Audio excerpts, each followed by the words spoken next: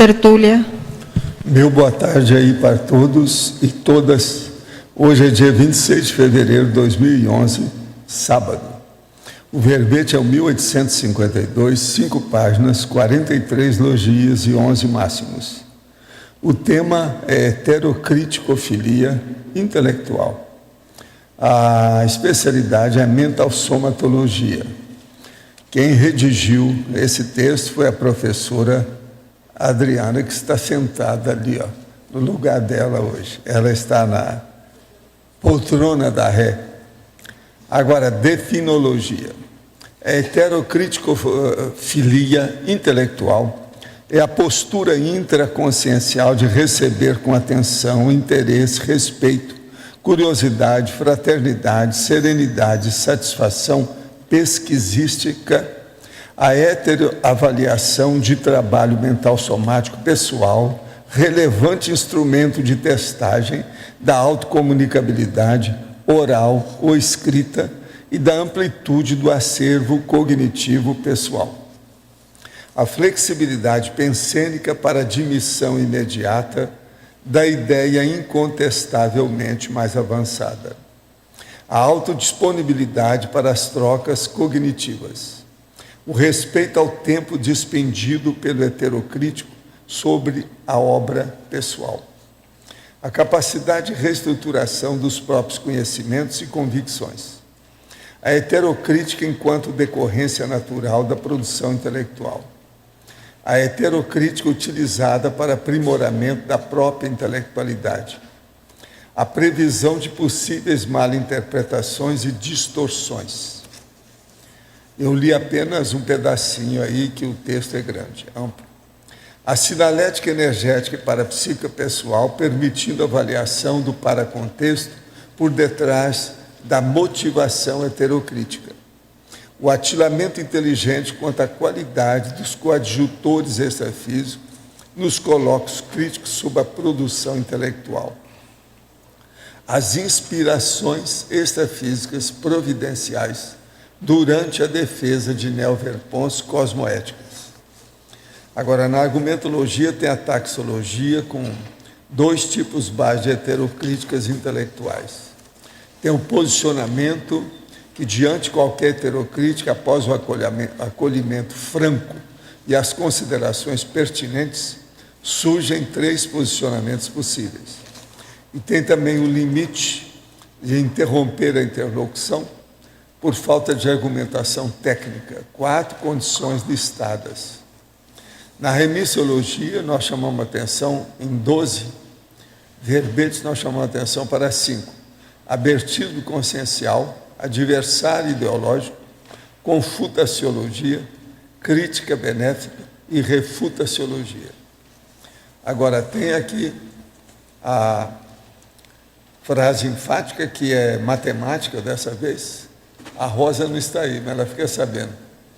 A autopostura de heterocriticofilia intelectual demanda a confiança da consciência na eficácia das recintes cognitivas, promotoras de periódicas revisões e expansões da mundividência pessoal. Você já compreendeu a relevância intelectual da receptividade às avaliações ao próprio trabalho? Essas heterocríticas são recebidas sem abalos psicossomáticos? Agora, pergunta. Já ouvi falar de fontes diferentes que, se a pessoa busca tratamento para a outra, sem o consentimento dela, há uma transferência de karma da segunda para a primeira. Isso é tolice das pessoas egoístas, é troço de gente fanática, religiosa, que não quer ajudar os outros. Por exemplo, se o familiar é depressivo, inclusive já tentou suicídio, representar em sessões de desobsessão ou enviar energia à distância através do reiki, assumiria o karma que o faz sofrer essas vicissitudes, ou seja, as doenças psicológicas. Isso é das maiores tolices do orientalismo que tem rodando por aí. E isso já vem há séculos. Tudo errado. Isso aí é egoísmo franco da baratosfera. Estive lendo a respeito de neurotransmissores e seus efeitos. Seria um dos efeitos imediatos da prática do estado vibracional a geração de neurotransmissores fazendo assim a promoção de um estado de bem-estar intraconsciencial?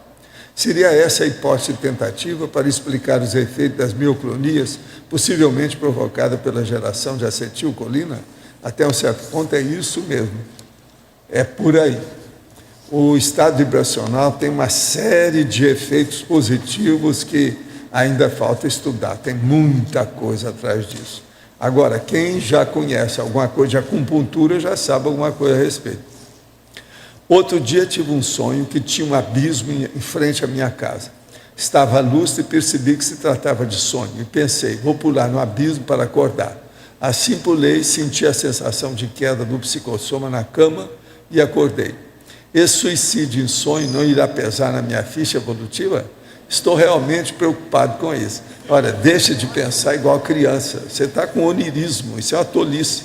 Vamos estudar mais. O que é onirismo e o que é parapsiquismo, o que é projetabilidade lúcida.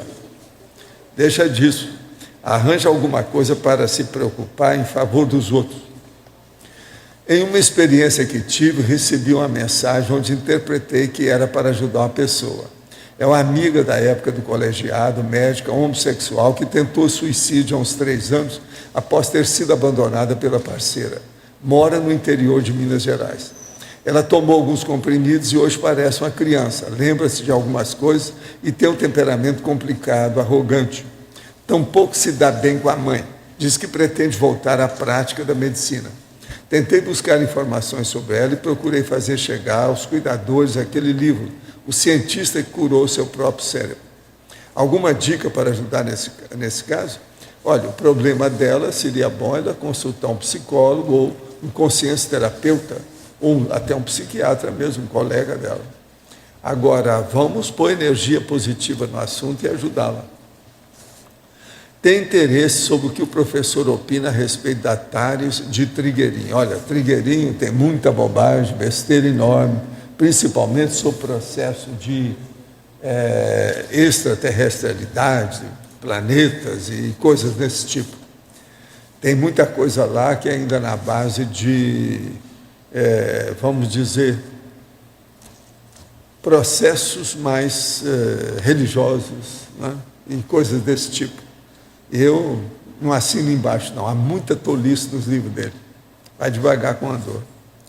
Agora, eu quero falar aqui para vocês, fazendo a minha prestação de serviço, 3 casos. Pássaro rouba pelos de cavalo para fazer ninho. Vocês veem que até entre os passarinhos tem ladrão.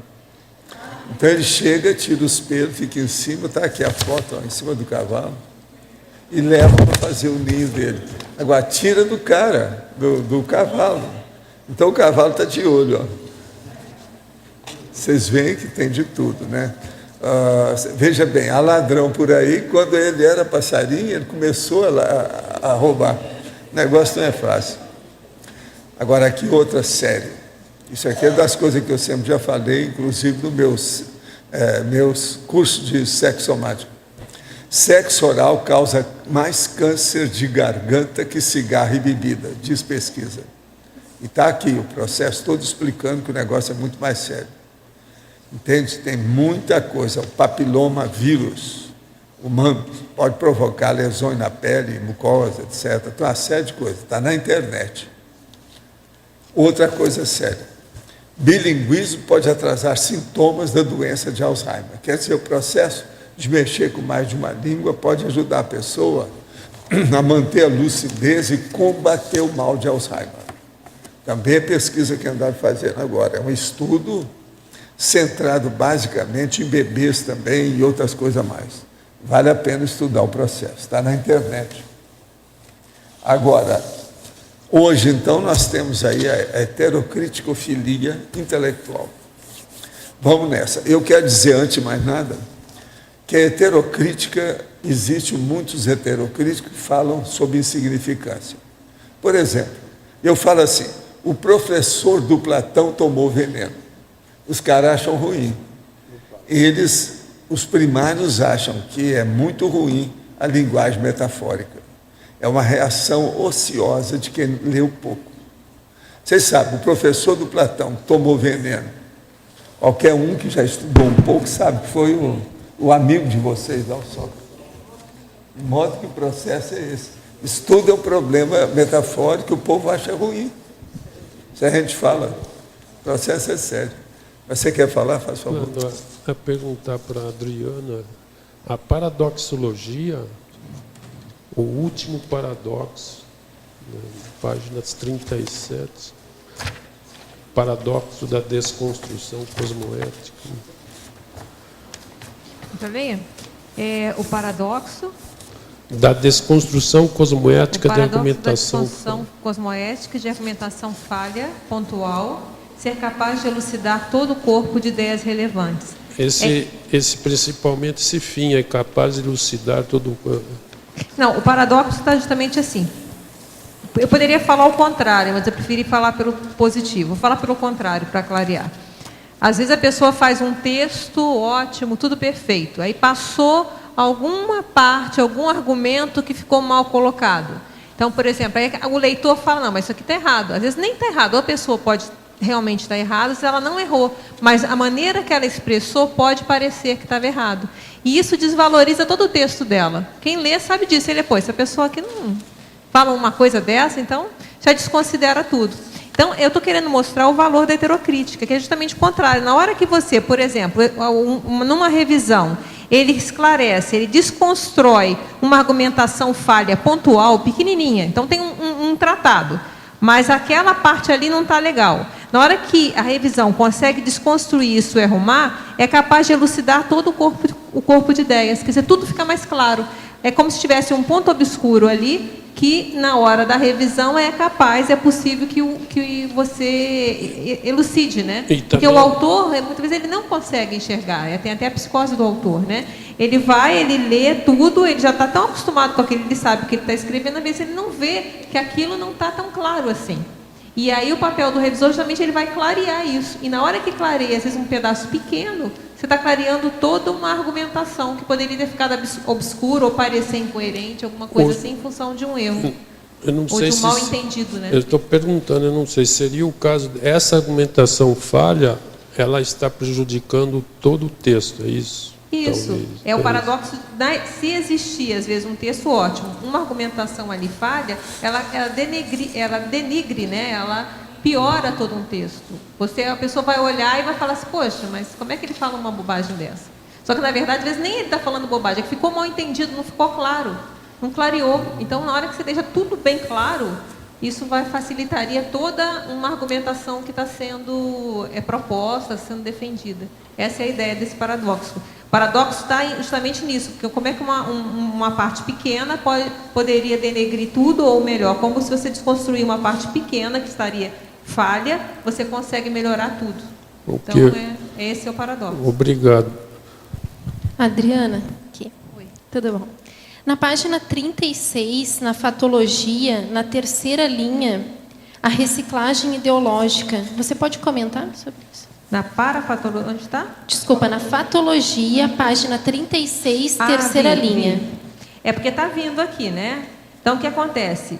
Isso aqui tudo faz parte, se você ver lá, começou nas heterocríticas pertinentes. Então, foi dando uma série de argumentações aqui de exemplos, né, de heterocríticas pertinentes. Você vai ver, olha, retificações na forma, eliminação de erro de digitação, erros gramaticais, sugestão de revisográficas, questionamento sobre conteúdo, corte de excrescência, está indo crescendo, apontamento de ambiguidade no texto, a previsão de possíveis malinterpretações, distorções, foi o que a gente já falou com a questão do paradoxo, a prevenção de mal-entendidos, a evidenciação de desconhecimentos pessoais. Então, às vezes, na hora o revisor ele pode mostrar isso também. Então, olha, isso aqui tem outra relação aqui legal que você, de repente, não lembrou de colocar, que seria importante. Então, ele vai ajudar. A sinalização de furos de raciocínio, que já está ficando mais grave, né, as situações. A denúncia de racionalidades, que aí é o ápice, né? Você vai denunciar, olha, isso aqui está irracional, esse seu argumento. Qual é o resultado disso aqui? A profilaxia da disseminação de enganos. Tá certo? Então, você teve uma disseminação, você melhorou, você evitou, o revisor conseguiu evitar que você fosse disseminar alguma coisa que estivesse errada. Aí, o que vai acontecer com a pessoa? Ela vai retornar à holoteca para complementar as pesquisas. Ela vai revisitar a bibliografia que ela estudou. ela vai reconsultar os especialistas, ela vai preencher as lacunas da formação cultural que ela pode ter. Então, ela está enriquecendo o texto dela. E ela faz uma reciclagem ideológica. Ela pode fazer, porque na hora que ela está fazendo isso tudo, muitas vezes ela até vai ver, olha, então eu estava pensando errado, essa minha ideia não estava legal.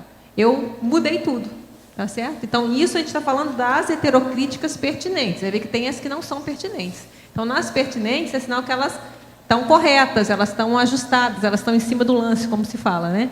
Então, com isso, essa reciclagem ideológica pode ocorrer. Era essa a ideia.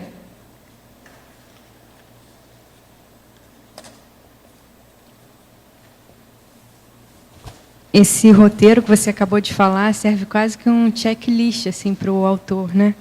Eu queria te perguntar aqui na parafatologia, na página 36. Sim. São 2 itens. Na segunda linha, o que fala da sinalética energética e depois o item seguinte. Tá certo. Então, a sinalética energética e parapsíquica pessoal, permitindo a avaliação do paracontexto por detrás da motivação heterocrítica. Isso vale muito também para a própria heterocrítica no momento, na hora, né? Você está apresentando alguma ideia e vem aquela heterocrítica. Então, ela vai te ajudar a perceber, muitas vezes, qual é a motivação dessa heterocrítica, qual a interação, qual a intenção desse crítico. Como é que ele está? Pela energia que está vindo, você já tem uma ideia. Essa energia que você está percebendo, que tem a sinalética energética também, é mais positiva? Essa pessoa está querendo complementar? Ela está querendo me esclarecer alguma coisa? Ou ela está querendo só impor o que ela pensa? Então, isso tudo, a sinalética, ela ajuda muito para você perceber o campo que está ali. O que está acontecendo na hora que essa pessoa está fazendo essa crítica para mim? Então, isso ajuda muito. E a segunda complementa, que é o seguinte, né? O atilamento inteligente quanto à qualidade dos coadjutores extrafísicos nos colóquios críticos sobre a produção intelectual. É a mesma coisa, que a sinalética que vai ajudar você a ter esse atilamento. Então, essa pessoa que está falando está amparada? Tem amparo aqui? Ou é assédio? O que está acontecendo? Então, a gente não ficar também lúcido para toda essa situação. Porque toda a preocupação que eu tive nesse verbete, então, ele é colocado em vários momentos, eu coloco isso. É para a pessoa ficar claro que heterocrítico-filia intelectual não é engolir tudo que o crítico fala. Então, essa é a minha preocupação. Então, isso tem aqui, eu coloco em vários locais. Na exemplologia eu já fiz assim, depois eu coloco em vários locais, eu andei marcando aqui. A própria taxologia, no antagonismo, acolhida da heterocrítica, aceitação passiva da heterocrítica. Eu fui a circularidade mesmo, eu fui colocando isso meio de propósito em vários locais, que é para clarear isso. Porque a heterocrítica, você tem que, ela é válida, ela é importantíssima, é fundamental. Mas você tem que ter crítica também para saber o que você vai aceitar ou não. Então, o parapsiquismo aqui é importantíssimo, para você perceber todo aquele contexto que está envolvido na situação. Até para saber a hora de fazer desassédio, a hora que você vai fazer, né? No propósito. Às vezes você vai ter que desassediar a pessoa que está te criticando. Tá?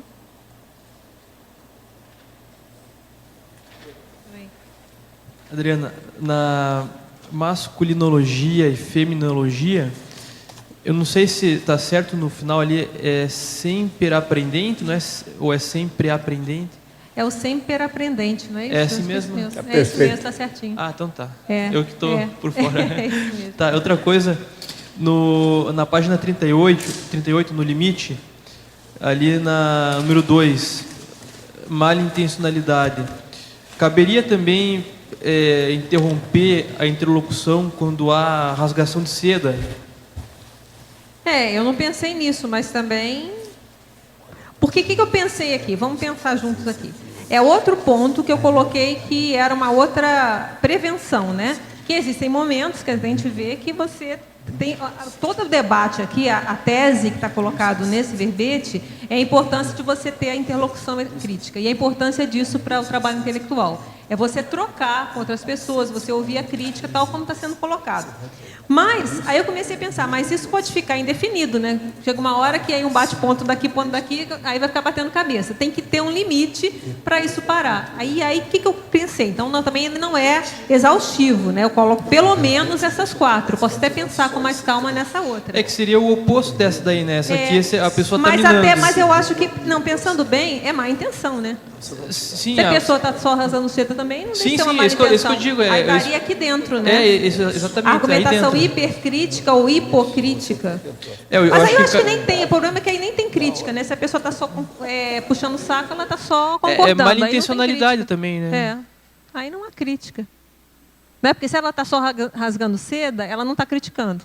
Então ela não está ajudando em nada. Então nem entra aqui, ó. Porque não é nem interlocução crítica, é qualquer outra coisa. Elogio, sei lá o quê. Entendeu? Obrigado. Sociosidade, né? A Kátia lembrou aqui.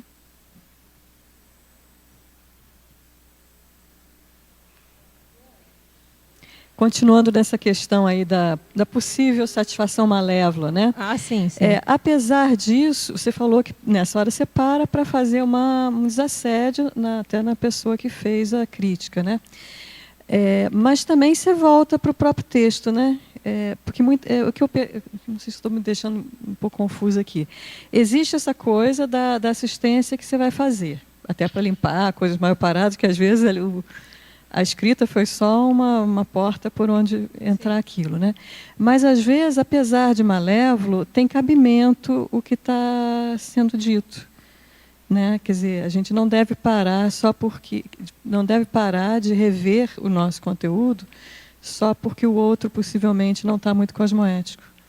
Foi o que eu coloquei aqui nos dois tipos de heterocrítica, né? A assediadora e a cosmoética. E na assediadora, até o Antônio me questionou isso aqui, que era a crítica intrusiva, a intervenção emocional tendenciosa e exagerada. Mas, em certos casos, passível de levar o criticado à reflexão sobre possível falha na autoexpressão. Então, aqui que eu quis mostrar isso, e foi como eu argumentei com o Antônio, ele concordou, que aquilo que a gente fala sempre, às vezes, por mais que seja uma heterocrítica totalmente fundada, a pessoa está lá no pessoal, ela não está nem olhando, mas vamos ver, vamos ouvir. Às vezes, eu falei assim, eu não falo que sempre, mas há possibilidade de isso ajudar, porque ele vai mostrar, no mínimo, uma falha na minha expressão. Eu não me expressei, às vezes, corretamente. Agora, se a pessoa está de má vontade, não adianta, tudo vai ser ruim, né? Se deu margem para entrar por ali, é porque alguma coisa ali... Aí mas eu coloco passível, a possibilidade. Mas eu tive essa preocupação de colocar isso, para a pessoa não falar assim, então, porque senão a pessoa perde mecanismo a de defesa. oportunidade. Fulano está assediado, não vou ouvir mais nada. Pronto. Então, peraí. Então, isso aí. Eu tentei calçar por aqui, não sei se consegui. Só ia complementar aquela condição, até que o Valdo já comentou, né? Às vezes o assediador tem razão. O problema é esse. Está falando uma coisa... Tem até aquele livro, você né? tem que fazer assistência, mas ele tá falando a verdade de uma falha que você comete. Acho que todo mundo conhece, né, esse livro aqui, Eu Voltei. E eu acho bem interessante nesse livro justamente isso, que ele mostra, né, como que os assediadores vinham para cima dele, mostrando todas as falhas dele, como que ele tinha, como isso ajudou a ele fazer as reciclagens. Então, é mais ou menos... Isso acontece, né? Eu acho que todo mundo já deve ter passado por essa experiência de um assediador colocar o dedo no seu nariz. Isso acontece. Isso aí é a vida do Frederico Figner. Mas quem é que está com o microfone? Quem é o próximo? Aqui, Adriana. Oi, Laura. Em vários itens do verbete, eu identifiquei o processo do apriorismosis dentro da...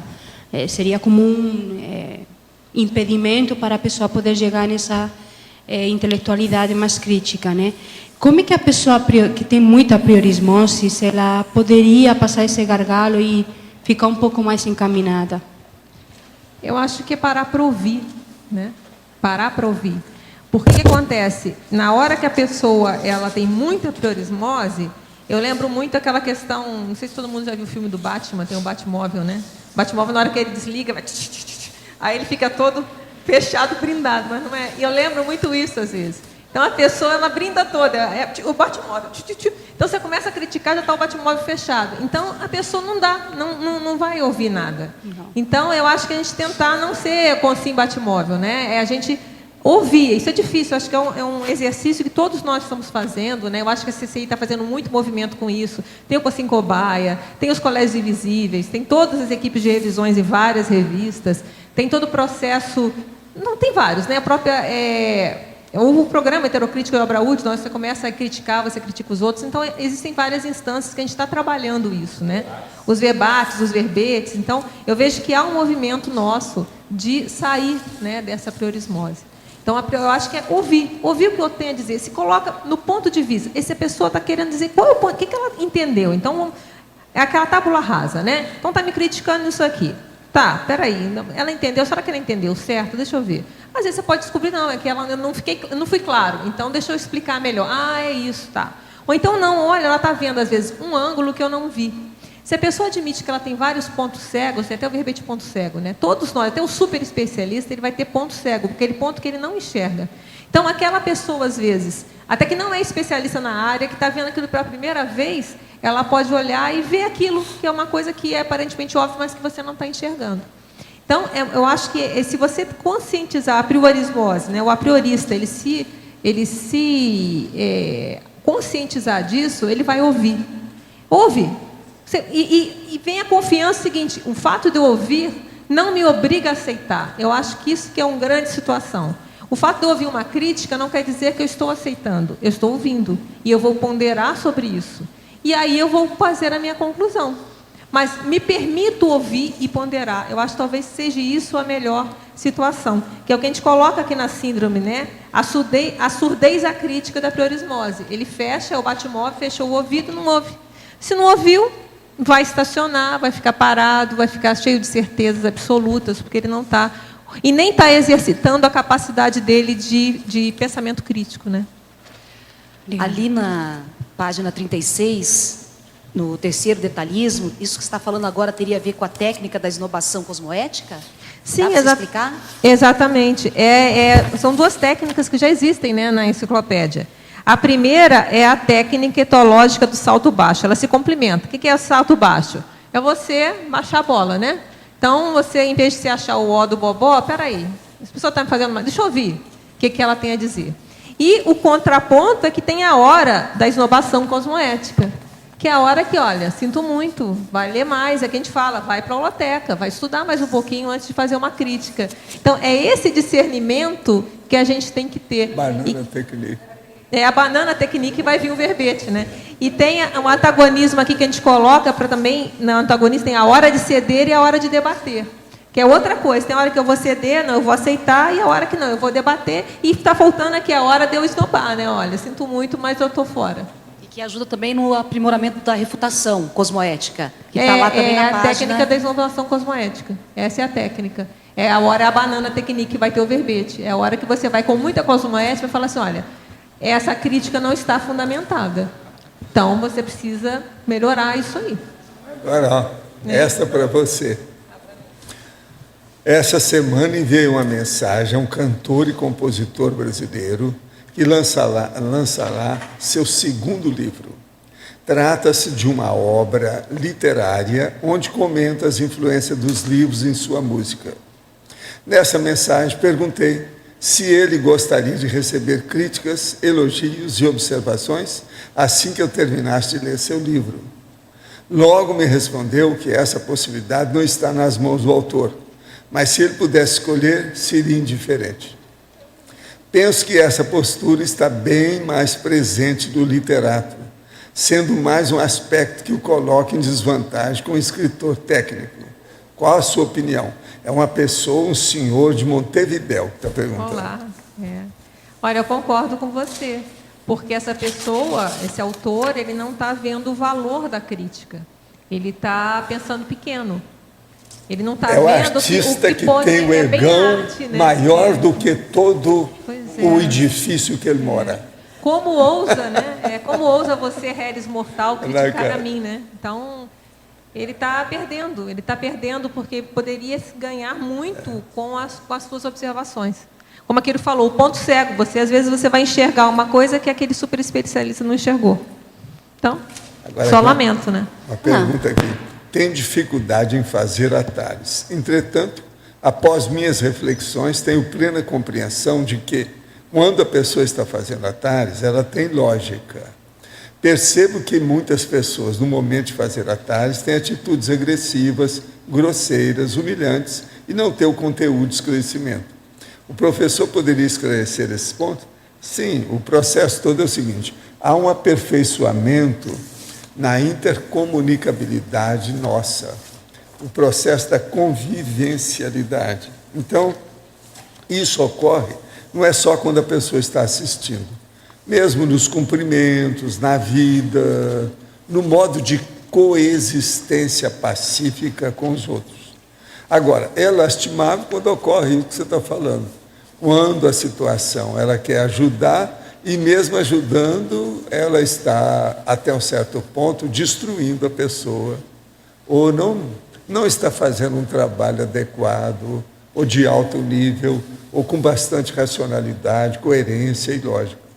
De modo que essas coisas ocorrem mesmo. Isso é difícil. Mas agora, de qualquer maneira, uma pessoa dessa, a gente tem que ter muito cuidado, que ela já está começando, pelo menos, a ajudar os outros. Quase sempre, você já pensou quantos milênios, às vezes, ela fez força para chegar nisso? Que antes estava tudo na base do passarinho roubando pelo do cavalo. Quer dizer, o negócio não é fácil, a gente tem que pensar. Então, quando a pessoa já começa a mostrar uma recim, a gente tem que dar apoio, ajudar, para que ela extraia mais benefícios dessa reciclagem, dessa renovação.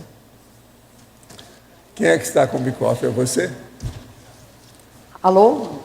Pode falar. Na página 37, eu acho que você já até tocou nesse assunto aí, mas só para ampliar um pouquinho mais, a mitologia, o mito do intelectual solitário. Sim. Esse mito também já é presente em outras verbetes da enciclopédia. É o mito daquele intelectual que ele vai ficar quieto num canto e está só elaborando sozinho, e ali vai sair uma grande obra fantástica. O eremita, etc. Tal, o homem que se exclui. É errado. E isso a gente vê até, existem outras pessoas que falam isso, até na internet. E ele, inclusive, coloca, na internet, eles colocam que a pessoa nunca está solitária. Porque mesmo se ela estiver totalmente sozinha, ela está dialogando com os livros que ela leu, com todo o conhecimento, os autores que ela já leu. Então, é impossível você, não, eu vou agora fazer uma obra só da minha cabeça. Não. Você, no mínimo, está interagindo com todo aquilo que você já estudou, já aprendeu.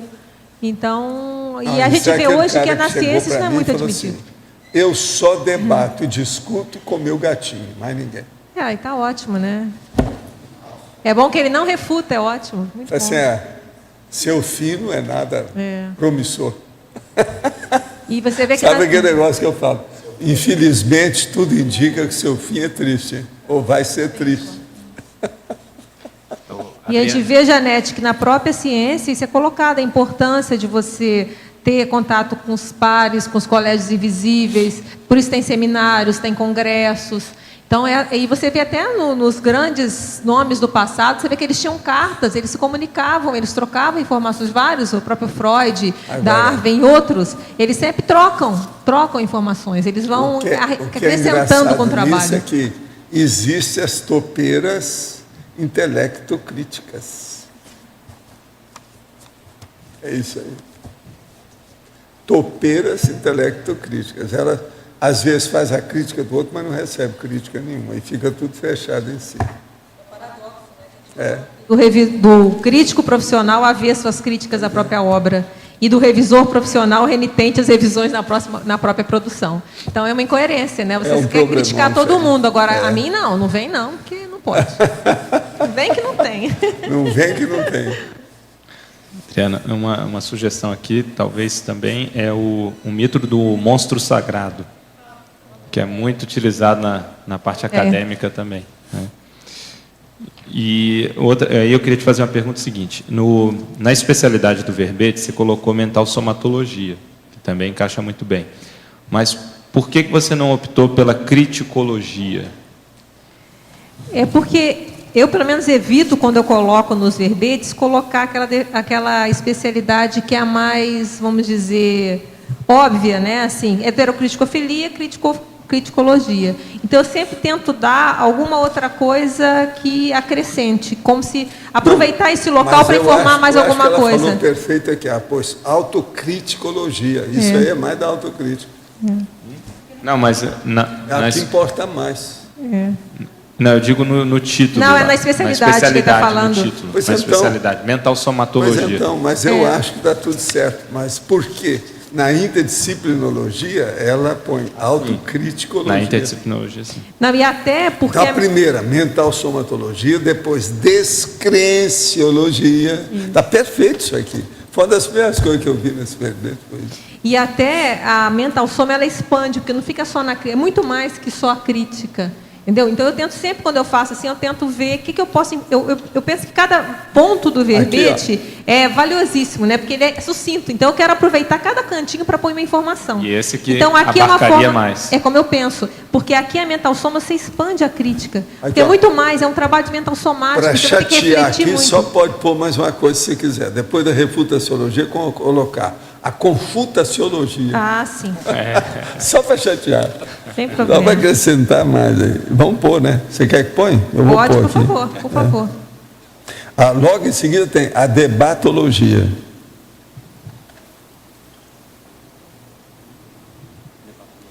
Não, já tem. Já está. É antes que ele está aqui, ó. Está perfeito isso aí. Já arrumou outra, certo. Quem é que está com o microfone aí? Faz favor, você. Adriana, é o seguinte, existem assim casos que eu constatei, a pessoa às vezes quer mudar até o estilo, né? E muitas vezes quer que a gente refaça a obra inteira. Tudo bem, pode ter até uma crítica nisso aí de mudar o trabalho inteiro, mas mudar até o estilo do autor, em geral, o que você acha? Né? Bem, aí vai depender, vamos supor, depende de onde que está vindo essa crítica. Por exemplo, se for uma crítica para fazer um verbete, o verbete ele tem certas regras, porque ele está dentro de uma obra maior. Então, a pessoa ela vai ter que estar, mais ou menos, o que a gente fala no verbetografia, do eu e a Rosa. verbete, sim. Então, não, estou fazendo exemplo. Outra coisa, se for uma determinada revista, então, uma revista também, ela tem uma série de regras de funcionamento, tá certo? Que ela vai ter uns padrões que a pessoa que quiser escrever para lá vai ter que seguir, tá? Por um exemplo. Então, dá para ela criar um estilo totalmente, às vezes, diferente, não sei. Agora, no livro, também acaba você estando subordinada à editora. Então, aquela editora, ela também tem, mas você tem muito mais liberdade no seu livro, mas tem que ver a questão da editora. Então, é muito difícil, assim, falar, dar um parecer, porque eu não sei como é que é a situação, entendeu, Arlindo? Mas eu acho que o mais importante para quem está recebendo a crítica é ver, bem, o que está acontecendo? Esse estilo, será que esse estilo está claro? Será que essas pessoas... O que está acontecendo?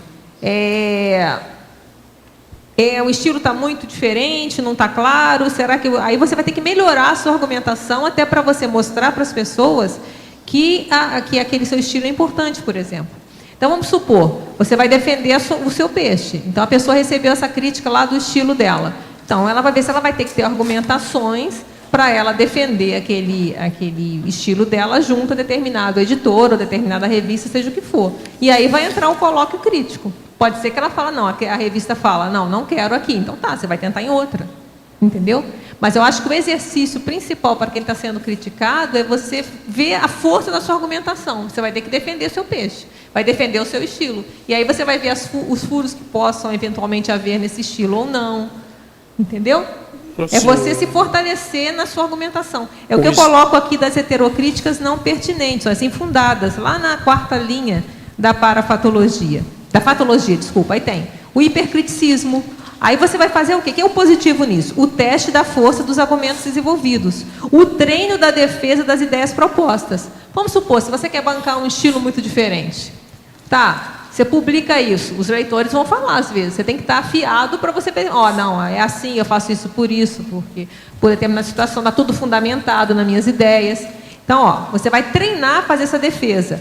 O enriquecimento didático da própria argumentação. Então, você vai, na hora que você faz isso, você vai tornando a sua argumentação cada vez mais didática e mais clara para os outros. Porque, pensa bem, o nosso objetivo aqui, de todos nós, em termos civis, é o quê? É fazer a TARES. TARES é esclarecimento. Então, a gente quer esclarecer.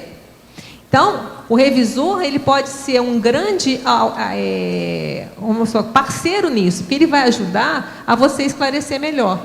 Ou seja, pelas críticas dele fundadas ou as infundadas, porque aí você vai ter que melhorar o seu argumento para você defendê-lo. Entendeu? Então, eu acho que eu não sei se está claro, é difícil dar um parecer sem saber, mas o que eu estou dizendo é o seguinte, a minha ideia é essa. Para verbete e revista, é lógico que se eu fazer o verbete, eu vou seguir o estilo do professor, aí tudo bem. Do livro, isso é tudo relativo, tem estilo que se pode até mudar parcialmente para se ajustar a coisa. Sim, você é mais livre, mas no momento que você... eu estou dizendo aquela mudança radical. Aí eu não sei, você tem que ver. E eu sei que às vezes é o estilo do interlocutor que está querendo transferir. Aí cada caso é um caso, não tem autorização para falar. Isso. Chegando a uma conclusão a respeito de tudo que vocês estão estudando aí, é a gente ter a pessoa heterocrítica como sendo um revisor adventício, um coadjuvante. Revisor. A base de tudo é isso. Eu sempre tive essa conta disso. Eu acho, por exemplo, que uma heterocrítica é inavaliável. Inavaliável significa não tem preço. Ela é fora de série. Mesmo que seja uma bobagem muito grande, é muito importante, porque você vai evitar aquilo. Eu tenho aprendido, às vezes, mais nas heterocríticas com as bobagens enormes. Então eu olho, será que eu entrei nessa? Mesmo? Quer dizer, já não é mais a crítica que ele está fazendo ao meu texto, mas é a reação errada que ele tomou, a atitude tomada. Então isso aí é muito importante no processo de revisão. O que é bom é o seguinte, que todo debate é recíproco. Toda crítica é recíproca, todo heterocrítica é recíproca, toda revisão é recíproca, todo estudo de texto é recíproco. E aí... Se nós pensarmos nessa reciprocidade, fica tudo claro.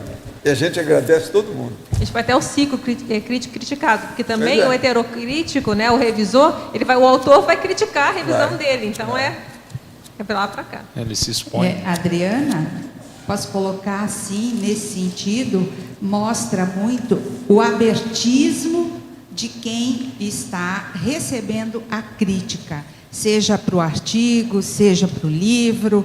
Isso não quer dizer que a pessoa tem que andar muito em cima das instruções, seja quem está fazendo o artigo, quem está fazendo a revisão, mas o abertismo incide em cima de tudo isso que foi dito aí, não? Exatamente, que a gente falou, você está aberta para ela acolher e tomar, ponderar. Aceito, não aceito, o que eu vou fazer?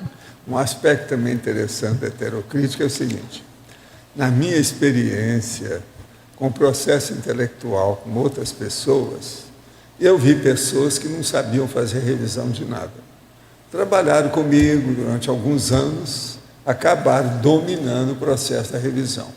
Antes, essa pessoa era totalmente indiferente, anódina, não fedia nem cheirava, não queria saber de nada. A hora que ela conseguiu ficar por cima do assunto, virou maior heterocrítica da paróquia e, às vezes, excessivo. Aí chegou a minha hora, eu falei assim, eu não criei você para ser um monstro de perversidade contra, vamos dizer, no caso aí, a inadimplência intelectual, o apedeutismo, o analfabetismo. Vamos devagar com isso. Tudo isso já me deu trabalho. Então, veja, pela revisão, a pessoa começa a dominar o processo, ela começa a ver erros de todo lado. Aí ela vai com um tacape na mão contra todo mundo. Tem que ir devagar, não é assim. Então, você tem que lembrar nessa hora para a pessoa, olha, você era desse jeito, igual o que você está falando aí. Agora, só porque você melhorou, como é que é isso? Isso aí é o processo da ascendência da canga. Não pode. É a hierarquia intelectual do caso, da cognoscência, entende? Da cognição. Quando a pessoa começa a ver mais. Então, estudo a gente tem que ver no heterocrítico também. Às vezes é desse jeito. O melhor da história é que eu cheguei a criar tanto homens quanto mulheres mexendo com isso. Lá pelas tantas vinhas com as críticas mais absurdas, sobre o meu texto. Eu falei assim, vem cá, você está cheirando coeiro, está de fralda, eu não nasci ontem, veja bem. Mas também uma vez só que você fala assim com uma certa veemência, você põe a pessoa no lugar, aí ele endireita o corpo. Mas tudo é o processo do poder do conhecimento, da cognição. Mal empregado, quer dizer, desvio. Tudo isso tem. Adriana, aqui no ar. Eu queria te perguntar qual a sua opinião, porque hoje existe um certo debate, sei lá, na parte das universidades, academia, com respeito à questão da tal da revisão duplo cego, né? Tem gente a favor e tem gente contra. Eu queria ver, assim, o que você acha, o que você vê, o que já tem de positivo, né, na revisão duplo cego e o que às vezes não é tão a favor assim. Olha, é difícil para mim te dar um parecer nisso, eu teria que estudar mais esses dois lados para saber essa situação. Entendeu? Então, eu não tenho... Porque todo o foco do verbete aqui é o fato da pessoa aceitar. Então, o duplo cego é na hora que a pessoa não sabe quem está, o autor, não é isso? Então, não tem a influência de saber quem é que está fazendo a revisão. Agora, ainda não pensei sobre isso. Então, qualquer coisa que eu falasse aqui poderia ser leviano. Então, acho que eu poderia até pensar e tentar saber mais, assenhorar mais dessa situação para dar uma informação para você. Tá? Adriana, aqui na Fatologia, página 35, na 7ª linha, acho que é sexta linha, desculpe, é o gerenciamento inteligente da intelectocrítica, das intelectocríticas.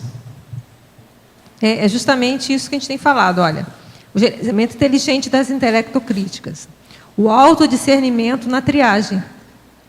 É justamente aí que você vai definir a que é pertinente e a que não é. Você vai gerenciar, é um gerenciamento. Vai falar, todo mundo pode fazer a sua heterocrítica, e você vai ver o que você vai fazer com isso. Então, esse gerenciamento, essa ideia é essa, é como o professor Valdo acabou falando, né? Então, a pessoa ela se excede e faz crítica demais. Você vai gerenciar isso, espera aí. Isso aqui está excessivo, não está? Isso é pertinente, é fundado, não está? O que está acontecendo nessa situação? Então, é esse gerenciamento que a gente vê. Você recebe, mas gerencia. Né? É a internet. Orkut, blog. Sim, vê o que aparece. Tem muita calúnia. Isso nem é aquela história da esnobação. Lá é o balcão da loucura. Tem de tudo. É impressionante o que a gente acha. Agora, as coisas que eu já vi, porque eu não procuro muito isso, eu não perco muito tempo com isso, não. Mas a maioria é lixo puro. A maioria, é mais de 51%. É muito lixo. Más interpretações apressadas. Quem leu pouco, quem viu uma coisa não viu o resto, não viu a sequência do pensamento. Então, você sabe, se você pegar um texto e destacar uma frase, tudo pode acontecer ali dentro. Tem que ver onde aquele texto está inserido, o contexto inteiro. Então, isso aí é um problema. Agora, blog, Orkut, não é fácil. Aí é o outro verbete, a ignorância ignorada. Né? As pessoas ignoram o montante de argumentos que ela poderia fazer e sai criticando sem saber nada.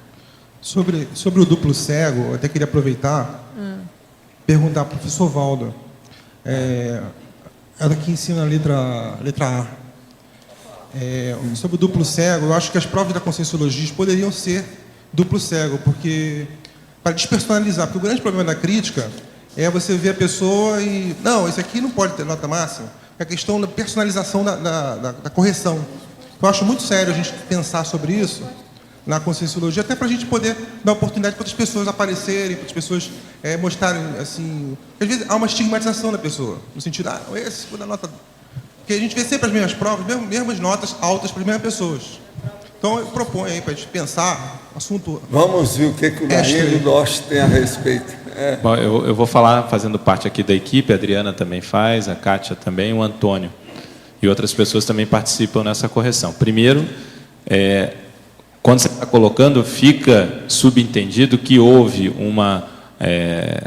a aplicação de nota em função da pessoa. E isso eu posso te falar que não houve, a não ser que você chegue depois, possa mostrar para a gente por que você chegou a essa conclusão. Quer dizer, a gente olhou a pessoa, fulano não pode tirar uma nota X ou deve tirar uma nota Y, e por isso a gente vai dar a nota dele. Não funciona dessa forma, de forma alguma, até pela responsabilidade que a gente tem em tratar disso. Segundo, se você reparar, todas as provas praticamente, e principalmente as últimas, ela tem um nível, até certo ponto, de objetividade muito grande. As questões, você pega o gabarito, É aquilo ou não é? Não tem muita interpretação. As ambiguidades estão desaparecendo. As ambiguidades são muito poucas. Então, só um parênteses aí. A prova ela é corrigida na comparação entre a resposta com o gabarito. Quer dizer, não tem muita ambiguidade. Você pode pegar, é só pegar os gabaritos, você vai ver isso. Então, isso também diminui qualquer possibilidade de erro de interpretação. E terceira variável, todas as vezes, mesmo com esse nível de objetividade ou eliminação de ambiguidade, sempre há dúvidas entre os corretores. Então, o que é feito? Nós temos as reuniões, são mais de uma reunião, depois que são entregues as provas, e a gente vai tirar as dúvidas em conjunto com todo o grupo de revisores. Então, se chega a um consenso, vê a argumentação, às vezes a pessoa trouxe lá numa determinada resposta, e todo mundo avalia conjuntamente. E mais um detalhe, se a prova da pessoa do aluno, né, ou da pessoa que participou ali da prova, é alguém próximo a um dos corretores, então essa pessoa não opina. Exemplo, se é a dupla da Kátia, vai lá, é o João, a Adriana estava repetindo, primeiro ela não vai corrigir, né, a prova do João, ou a Adriana não vai corrigir a prova do Mário, ou eu não vou corrigir aqui a prova da Adriana. Então, primeira coisa, isso acontece. E segundo, se vem alguma dúvida, eu estou com uma dúvida, eu corrigi a prova do Mário, e estou com uma dúvida aqui, quando os corretores vão votar, a Adriana não vota. Justamente para não ter nenhuma reclamação, ou tendência, ou qualquer coisa que seja, de uma maneira profilática, nenhum tipo de favorecimento. Então, veja, nós tentamos procurar nos cercar de todas as formas para que realmente seja o mais objetivo possível. Então, eu vejo assim, tem um princípio que eu aprendi desde o início da heterocrítica com o Valdo.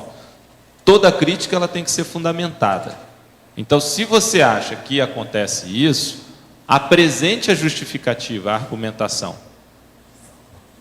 É aí que você tem que ver. A argumentação jamais pode ser vazia. Vazia. Eu agradeço ela tem que ter um contexto. Concordo que realmente as provas estão melhorando muito.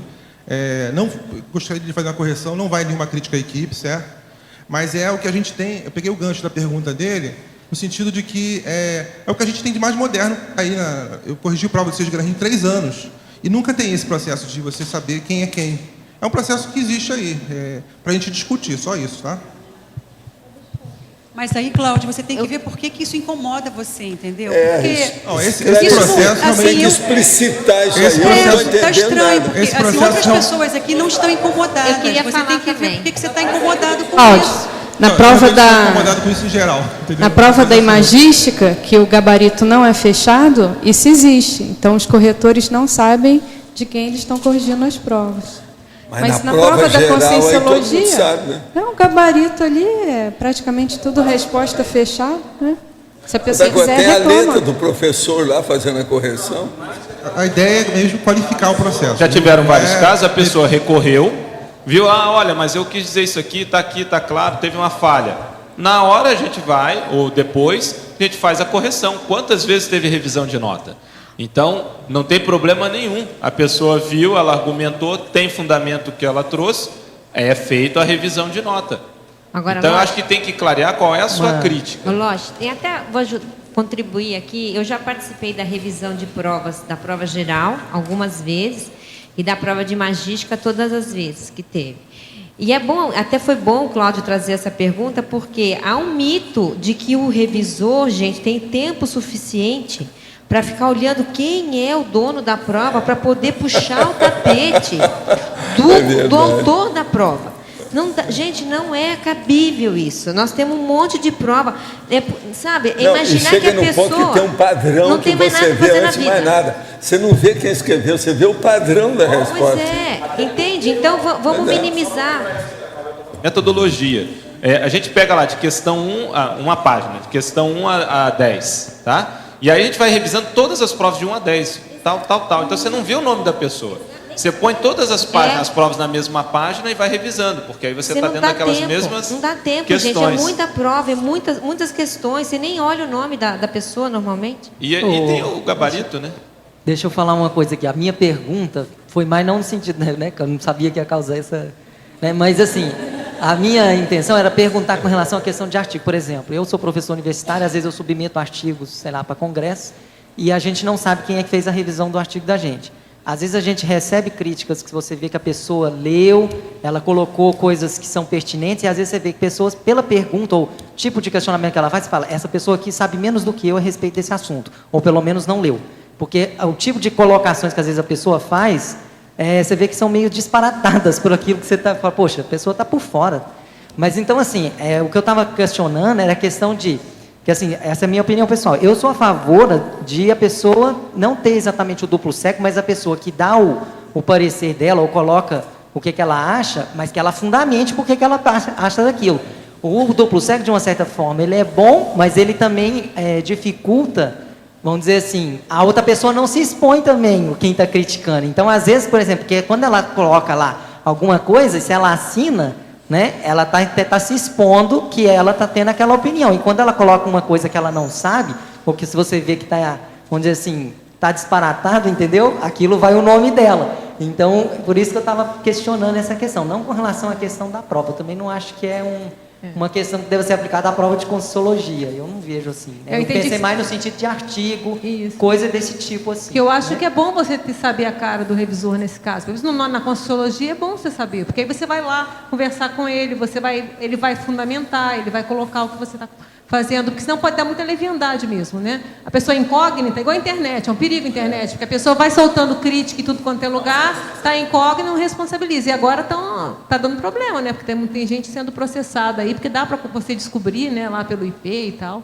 Então tá complicada a situação. As pessoas já não estão tão incógnitas mais assim. E eu vejo que no caso, por exemplo, do meio acadêmico porque aí não tem nem interlocução, às né? Vezes aí não é assim, de uma certa forma esconde, vamos dizer assim, a falta de conhecimento mesmo da pessoa que foi colocada para fazer a revisão daquilo, ou então o fato dela, às vezes, não ter lido o suficiente para poder realmente fazer uma revisão adequada. Aí não tem interlocução, né? Então, você só recebe... E às vezes a gente não sabe quem é que fez, e a gente também não tem contra-argumentar e nem falar nada. Mas eu acho que isso daí vai acabar acontecendo aqui conosco, porque muita gente está ficando muito especializada. E às vezes, quando escreve algo, não vai ter um revisor, de repente, àquela altura.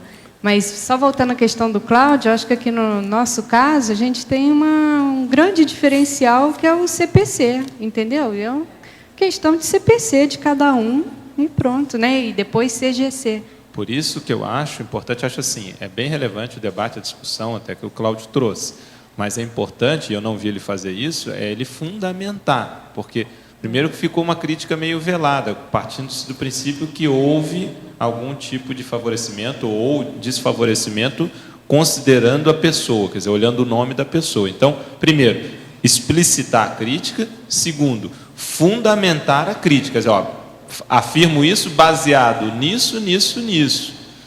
Que aí sim, aí a gente pode discutir, porque senão, até para a gente promover essa cultura da criticidade, eu acho que esse verbete complementa o verbete que a Adriana trouxe da ignorância ignorada.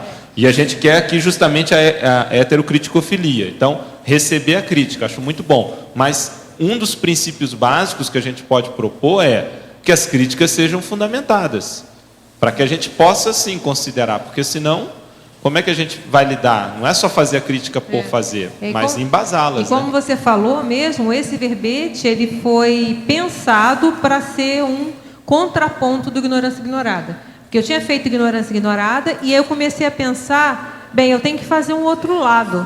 E aí eu pensei em fazer ignorância enciclopédica, mas não ficava claro. Eu falei, bem, eu fiquei pensando um tempão, quer dizer, eu tive uma demanda de fazer um contraponto do ignorância ignorada mais contundente. E eu acabei concluindo que o melhor, até no nosso contexto atual, seria a questão da heterocriticofilia intelectual. Porque se a gente faz tares e a hora que a gente vai esclarecer e no papel, o papel é que vai ficar, né? As palavras voam, os escritos ficam, como diz o provérbio. E na hora que você fica com esse material, é aqui que você tem que estar muito claro a informação. Não está você ali para desfazer um mal-entendido. No oral, você desfaz um mal-entendido. No escrito, não. E, às vezes, o apego maior das pessoas também é no escrito. Por quê? Porque às vezes você falou alguma coisa, alguém criticou, não, falei errado, você corrige na hora. Agora o escrito você pensou antes. Então você teve uma ponderação na hora que você escrever. Então, você foi lá e escreveu. Então, você tem aquele apego. Não, mas isso aqui eu pensei muito. Chega alguém e vem e fala contra. Então, há um apego, às vezes, muito grande nas pessoas na hora do palavra escrita. Então, aqui que eu acho que a gente tem que aprender mais a fazer isso, a ter esse abertismo e saber, mas com muita criticidade também dos dois lados. Né? Tem também, Adriana, quando você falou no outro verbete, sobre a gente saber ser professor e aluno, né? Há uma hierarquia de quem está preparando essa prova, uma hierarquia só de domínio do conteúdo da conscienciologia. E a gente não tem que estar incomodado também, porque determinadas pessoas preparam aquela prova. Então, em determinadas áreas também, cada um vai estar, a Kátia falou, cada um, quem domina mais a área da consciencioterapia, ou a área da matemática. Então, os especialistas são chamados. E se essa pessoa se sentir apta a fazer a prova, ela pode também se candidatar, eu não sei como é que é, né? Está trabalhando junto para preparar. Então, posso falar só um instante? Só em cima disso que a Flávia, só para colocar uma coisa, eu acho que não é porque tem especialistas que não vai ter erro que possa ter problema. Senão a gente fica... só para a gente não ficar na questão da autoridade, a gente não é infalível, não é isso. E até porque a gente tem que receber crítica, que é a proposta do próprio verbete. O único ponto só se a gente vai fazer a crítica, ela tem que estar fundamentada. Só. Porque senão, por que você acha isso? Acho porque acho. É porque é. Isso é achismo.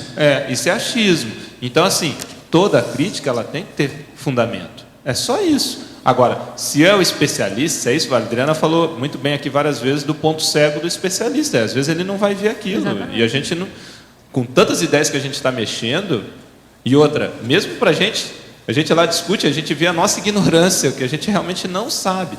Então, isso é só deixar claro isso. A gente pode ter falado assim, mas a crítica ser fundamentada. Acho que essa é uma proposta, é a base para ser feita. Né?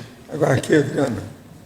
Professora Adriana, levando em consideração que nós podemos direcionar e aproveitar a heterocrítica, você concorda que toda heterocrítica é positiva?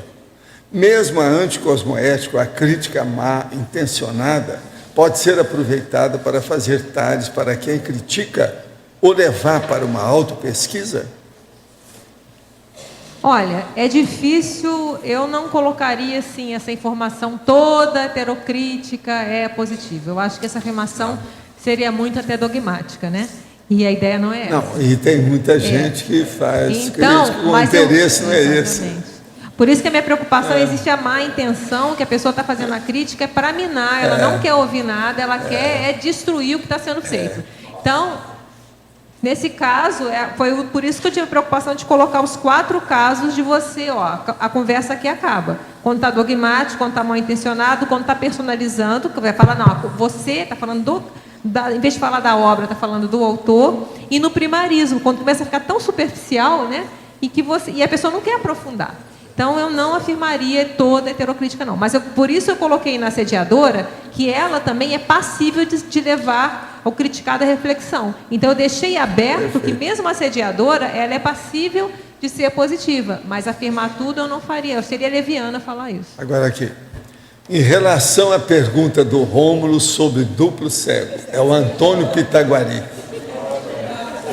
Embora venha sendo utilizada por diversas revistas científicas, hoje, alguns periódicos de ponta, no próprio meio acadêmico, já deixaram essa modalidade por deixar implícito algum nível de desconfiança. O ideal é tanto o revisor quanto o autor saberem com quem estão trabalhando. Assim existe transparência e, se houver algum tipo de conflito de interesse, poderá haver o comportamento ético a partir de ambas as partes. Antônio Pitaguari falou e disse. Ô Antônio, vê se você aparece aí, que eu preciso de falar uma coisinha com você. Meu assunto não tem nada a ver com isso. É sobre português. Está aqui escrito. O que eu quero, eu queria até ver a turma de português, mas hoje eu vi que ninguém chegou aí, né? Quem? A Kátia Caporali está aí. Então eu também precisava de conversar com ela. Estou querendo estabelecer lá firmar uma jurisprudência sobre uma acentuação de fim de frase com aspas, para ver qual que é o melhor, o inteiro, o pedaço, como é que fica. E eu atualmente não sei bem como é o melhor. E na enciclopédia nós temos 2 tipos. Eu quero firmar um critério. Sabe? Processo de aspa e ponto. Como é que fica?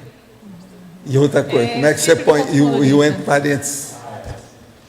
Isso aí não é fácil. Não. Tem que saber. Então eu quero estabelecer um critério assim, rígido. É isso que eu quero falar com o Antônio. Muito bom. Então, não tem nada que ver com isso aqui, não. Tá? Karma. Grupo Karma. Grupo Karma. Adriana, aqui na Estrangeirismologia, na página 35, na segunda linha, a crítica promotora da revisão do background multiexistencial. Isso aqui eu estava falando das críticas positivas, né? Então, a crítica promotora da revisão do background multiexistencial. Porque, às vezes, aquela crítica pode, né, não é toda, pode ser que surja uma crítica que te faça reavaliar todas as retroconvicções que você já tem, às vezes, há muitas vidas. Então, você tem uma bagagem de conhecimento que te faz pensar de determinada forma. Então, você pensou de determinada forma durante muito tempo, tinha uma série de convicções. Aí você chega agora e vem uma crítica nesse caso, uma crítica até, vamos dizer, boa, rara, né? Uma amizade raríssima, a gente faz uma crítica assim, perfeita, e aí você vai mudar todo um modo de ver a vida, um manual mundividência. Então você também vai rever tudo aquilo que você tinha antes, todo o seu background, ele vai ser revisto sob esse novo ponto de vista. É o que a gente faz no curso intermissivo, né? Na hora que a gente tem que a gente aprende a ter uma nova mundividência, que é a neomundividência, tem o verbete, do curso intermissivo, a gente vai, toda aquela nossa experiência que nós já tivemos, a gente está revendo ela de outra forma. Então, a gente vai até utilizá-la de outra forma. Então, a gente vai pegar aquilo que a gente tinha e vai rever. Então, aqui seria uma crítica que vai promover essa revisão. Você vai fazer a revisão de tudo aquilo que você já viveu e vai ver aquilo tudo de uma forma diferente. Então, vamos supor, às vezes você é uma pessoa que é muito vitimizada, então ela via todos os fatos das vidas dela como sendo vítima. De repente, ela tem alguma pontuação, ela vê que aquilo que não é por aí, que ela não foi vítima de nada, ela começa a rever tudo aquilo. Tudo aquilo começa a ser visto de uma outra forma, tido como uma oportunidade, às vezes, dela ter crescido, uma oportunidade dela ter aprendido uma série de coisas, e não como a vítima do destino. Então, é um exemplo bem assim, contundente, né? E aí depois tem até a crítica oferecedora do upgrade mental somático, exatamente isso, aquela crítica que você vai dar um avanço, aquele pequeno ponto que esclareceu, que de repente vai dar uma luz em todo o seu trabalho. Então aí também seria uma crítica super bem-vinda, né? Aquela crítica que às vezes você tem um livro, você faz muito isso tipo, né? De repente você vai lá, faz uma consideração sobre aquele livro que vai às vezes clarear muita coisa para o autor, ele pode mudar muita coisa, às vezes um viés que ele não tinha visto. Então, é esse tipo de crítica que eu estou querendo favorecer e ressaltar aqui. Seria a crítica muito boa. Adriana, aqui é uma sugestão para colocar, quizás na fatologia, o curso de heterocrítica de obra útil. Eu não colocaria, até a Kátia tinha falado, eu não colocaria o de obra útil, não. Eu colocaria o de pré-obra. Porque o cara nem publicou ainda. Eu acho que essa até seria mais contundente. Porque o heterocrítico, o autor, às vezes, não está ali, né? Quando tiver, é ótimo, também seria bem relevante. Mas o da pré-obra é melhor ainda, porque nem foi ainda e a pessoa, o autor, já está se colocando à disposição. Mas é muito bem colocado. Porque eu me lembrei, por exemplo, no curso que a gente analisou o livro do Baez, né? Que o Baez Steven, né? Sim, eu sei. Eu estava presente no Baez.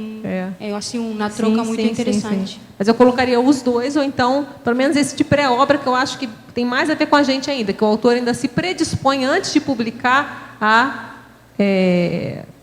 se submeter, né? Até toda essa crítica também eu acho bem relevante. Como a gente vê, o tertuliário continua sendo o covil das víboras e fumegante. Agora, Ami, eu desejaria ver sua opinião sobre esse grande debate dessa tarde. Olha, esse tema me atrai muito. E por isso que eu estou falando. E eu acho que hoje em dia eu posso... Você pensa bem os séculos dela e da família com isso. Pensa bem. Eu acho que eu aprendi a ser uma heterocrítico-fílica. Porque no início era difícil para mim, foi bem difícil para mim. Mas hoje em dia eu acho assim... Agora, eu diria, sabe, Adriana, que é sempre boa. Mesmo aquela heterocrítica esdrúxula, para mim, eu sempre tiro partido. Aprendi fiz isso para mim até um código pessoal de cosméticos. Você vê como foi difícil para mim isso. De sempre extrair, no mínimo, uma assistência para outra pessoa. Mas, em geral, eu posso falar alguma coisa a seu respeito? Você permite? Consciex para Consciex? Ela já esteve, e eu estive lá presente, num processo sério com ela na ponta da mesa de ré. Entende? Foi uma cariação violenta numa sala aqui no CAEC. Já faz muitos anos. E ela se saiu em alto nível. Eu mesmo saí da sala mais cedo. Eu nunca pude esquecer aquilo. Ela deu um banho de loja na opção de coisa. E outra coisa, imperturbável, antes, durante e depois. Até hoje. Por isso que eu estou falando com ela.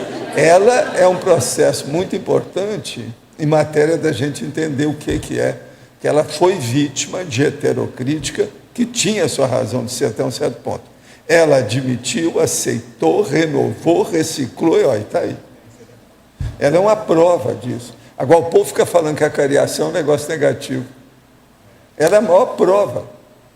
Ajudou a todos nós, todo mundo que estava lá dentro. Agora, vocês há de ver o que saiu lá dentro. Bomba atômica, bomba de hidrogênio, não é nada. Você lembra bem disso, não é? Eu também. Tinha esquecido. Quando que foi mesmo? Inesquecível. Já faz alguns bons anos da história. Mas o que é interessante isso aí é muito importante. Ela é um exemplo disso. Como com Sincobaia, eu acho que a Mi, você sempre deve chamá-la aí, a turma da Consa, esse negócio todo, por causa da ponderação dela. A pequenina é fogo. Ami, não, deixa eu falar com a Ami. Não, Ami, eu só queria ressaltar que eu concordo com tudo isso que você falou, da importância da heterocrítica, isso eu não... Por exemplo, eu coloquei isso que aqui, ela falou, mas o toda, que eu acho que afirmar toda é complicado. Por exemplo, entendeu? o negócio do toda, se entrar, por exemplo, aquela crítica que é destruidora, que já entrou como bélica, mas se tiver chance de colocar aquilo a público, essa também é boa. Mas o problema é que, às vezes, é difícil e a pessoa renitente de nem ouve. isso, porque o negócio é feito de uma tal maneira que não aparece nada. Não, e tem a crítica. Não tem jeito de puxar o fio da meada. E tem a crítica que a pessoa persegue, é perseguição. Pois Você é. vê que é implicância. A pessoa, e não adianta que a pessoa não ouve, a pessoa tem a Não. priorismose, priorismose. ela tem o dogma, Essa é isso, ideia e fixa ponto. que é o problema. A minha ideia é essa e vai só criticar Não, e não outra ouve coisa, nada. Então, a pessoa está tá com perdendo aquela tempo. ideia há 50 anos, ela não vai mudar de um E dia ela para fala, outro, às vezes, segundo. anos e anos a mesma coisa. Veja bem, mas de qualquer maneira, filme, é um mesmo raio-x que você tem da outra pessoa. Pois é, o raio-x. Mas acho que são duas coisas aí. Uma é quando você está falando aí a sua posição, você está se referindo a você. Quer dizer, toda crítica que você receba, você pode tirar. Mas na pergunta que foi feita e a resposta da Adriana, quer dizer, é toda crítica. Então você tem que ver que às vezes aquela pessoa que está recebendo a crítica, aquilo pode destruir a autoestima dela, ela não está preparada para aquilo, e aquilo pode ser muito problemático. E aquela crítica não tem jeito como ser positiva. Então, só para tomar esse cuidado, para não utilizar você como parâmetro para toda a crítica. Porque quando a gente faz essa resposta toda a crítica, é como se fosse qualquer uma. Mas quem está recebendo a crítica está preparado? Mas, na realidade, E às vezes para mim até virou uma assim- meta. Isso Não, é uma o meta. isso é outra coisa. É uma meta, Mas não afirmação. Mas afirmar que toda, porque aquele negócio, toda e nunca, Não, toda e nunca você tem são que muito pensar perigosos. muito antes de afirmar Que é o qualquer coisa problema como toda e nunca. É a muito universalidade complexo. da afirmação. Exatamente. Então pensa nisso, uma pessoa que pode ser destruída a autoestima dela, aquilo ali não foi positivo, cosmoético. Seria um estupro, né? Aí foi um estupro, Justamente. foi muito mais do que a pessoa poderia, né? Não adiantava ter verdade ali. Adriana, aqui no Oi, ar. oi, Igor. Não, só para complementar em cima do que o Losch colocou, por mais também que a pessoa possa receber positivamente a crítica, né, dentro da pergunta que foi feita pela Télia Tertuliana, isso não justifica a atitude da pessoa fazer a heterocrítica mal intencionada. Sim. Então, nem toda perfeito, crítica é perfeito, perfeito. Muito bom. Anticosmoética. João, pode falar, João. Só queria falar sobre uma coisa que a gente tem aqui, à mão, que é o curso com Sincobaia, e que foi até falado hoje, a Adriana até falou, e a gente percebe, a gente vê lá, que tem 2 professores, sempre que conduzem, né, que ajudam a conduzir, mas a heterocrítica é de todo mundo. Então, não tem um grupo ali fechado de professores que heterocrítica e os outros ficam assistindo. Se houver algum tipo de erro, algum engano por parte de alguém que está criticando, todo mundo acaba, né, isso acaba vindo à tona e as pessoas mostram aquilo. Isso se acontecer algum tipo de falha, que pode acontecer. Agora, o interessante é que as pessoas, tem muita gente que tem medo do Consciência Cobaia. E, na maioria das vezes, a pessoa que vai fazer pela primeira vez, às vezes, é um enfrentamento danado, e pela primeira vez no Consciência Cobaia. E a gente cansa de ouvir a pessoa, foi a melhor coisa que eu pude fazer. Por quê? Ali eu tive informações a meu respeito que eu não sei em quantos anos eu demoraria para tirar aquela conclusão. Tudo por causa da heterocrítico-filia, né, no caso. A pessoa passa a tomar gosto por aquilo. Né? É um curso já com um campo interassistencial. As pessoas vão bem intencionadas. Pode ter erro? Até pode. Mas a gente tem um filtro. O filtro somos nós mesmos, todos os participantes, independente de professor ou aluno, todo mundo. Dia 4 tem um Consciência Cobaia. Aqui, a heterocrítica mais séria e, às vezes, aquela que cria, vamos dizer, um trauma e é feita uma cirurgia ou uma mutilação, ela sempre ocorre conosco por parte da Consciência Cobaia. Então, vamos entender. Eu sempre mostro aquele caso que eu participei e que eu dei o voto de Minerva na história. A pessoa muito autocrática. Mandava em toda a paróquia dela, até no marido. Com um livro de literatice publicado e achando que aquilo era o máximo. Agora, ela se candidata logo na frente de todo mundo para entrar e ser criticada, esperando que todo mundo fosse continuar batendo palma, que há anos todo mundo batia para ela, dentro da paróquia dela, cidade lá, tal, pequena, tal. Agora, o que se passa? A hora que vem, eles examinam tudo, coisa por coisa, e desancam com a pessoa. Então, no fim, ela fala assim, não, mas eu só admitiria, ouvindo a palavra aqui do professor Valdo Vieira. Você já viu, né? Eu ratifiquei e aumentei a condição. E falei assim, olha, nós esperamos que você continue conosco, muito embora a minha esperança a esse respeito é mínima. E eu estava certo. Nunca mais ela apareceu em nada. Agora, ela representava até o Instituto nas nossas coisas, tudo isso. Mas eu já sabia que cedo ou tarde aquilo não dava certo. A pessoa, entre ditadores e ditadoras, a pior pessoa que tem é a ditadora. O que é bom é que elas são poucas. Se fosse mais, a Terra ia atrasar milênios. Você está entendendo? Porque é difícil quando a mulher se transforma em ditadora. Principalmente quando ela organiza, ela manipula o processo político, como é o caso dessa. Entende? Situação precária. Agora, eu falei, a hora que saiu, eu falei assim, ó, vocês nunca mais vão ver, se vocês quiserem, vão lá, se despede dela, dá um abraço, porque ela nunca mais vai aparecer em nada. Eu não sei depois o que aconteceu, nunca mais tive notícia, está entendendo? Mas agora o problema todo é o que é a arrogância, o orgulho, a soberba, a prepotência, o domínio da carne seca total. Ela achava que estava dominando o mundo, o cosmos, tudo era dela. Ela jamais esperava que o povo fosse fazer as críticas. Outra coisa, eram críticas suaves, honestas, equilibradas, de alto nível, não tinha saída para aquilo. Agora, envolvia tudo, a pessoa, o texto, a condição, a intenção, porque ela mesma se expôs. Agora, tudo é análise do conscienciograma público. Tinha umas 40 pessoas, todo mundo viu isso. Entende? Outra coisa, não teve ninguém que dissesse o contrário. Todo mundo era consenso geral, porque era tão óbvia a situação que não tinha jeito. Então, por isso que eu falo, Isso foi muito antes de fazer esse curso com o Sincobaia, faz muitos anos isso aí, é fora daqui, entende? Então, por isso que eu falo, o processo de heterocrítica pode ajudar. É lógico que essa pessoa vai aparecer, porque ela é do nosso grupo evolutivo, mas a gente não sabe aquilo que eu falo, em quais quebradas da evolução que ela vai aparecer. A gente não sabe. Agora, aquilo criou um trauma que, por ela mesma. Uma outra coisa, aquilo que eu chamo maridinho, não deu um pio de nada, que ela mandava nele totalmente. Vocês estão entendendo como é que é?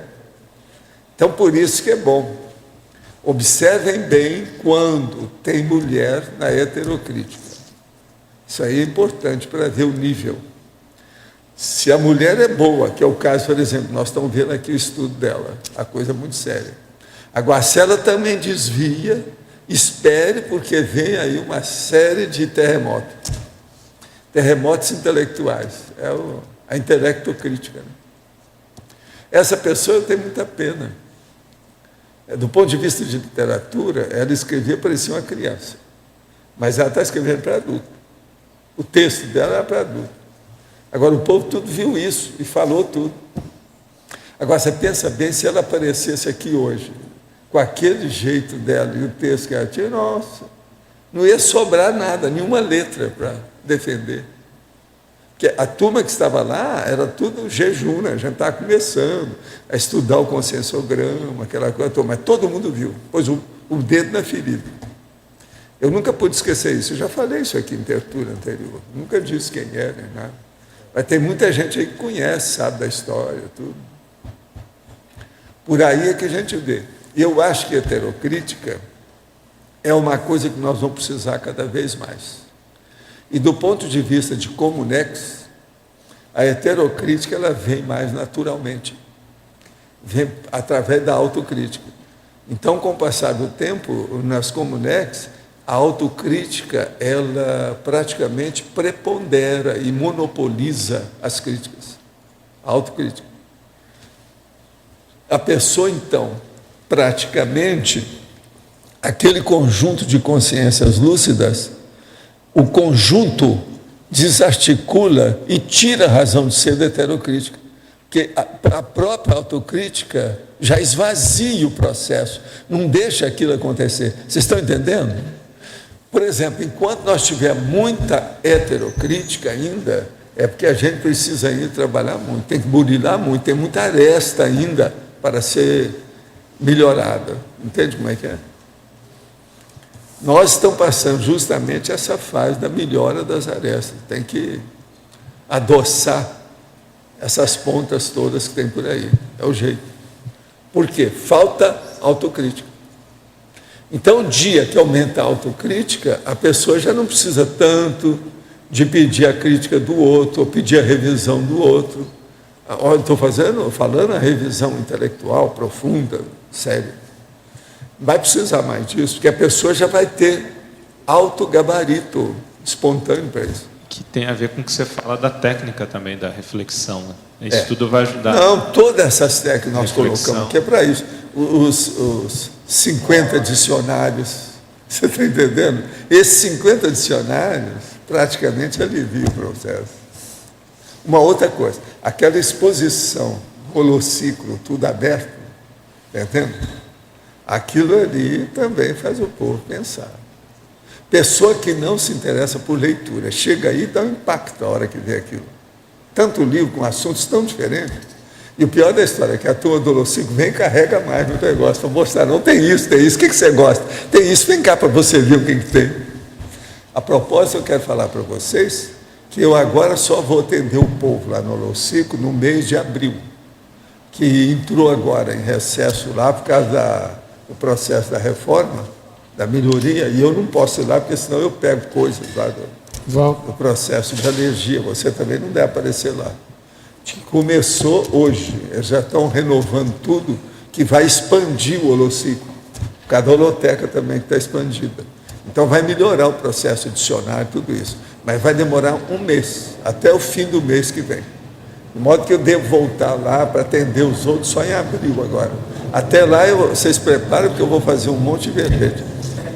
Essa questão que você falou da autocrítica, eu queria que você aprofundasse mais.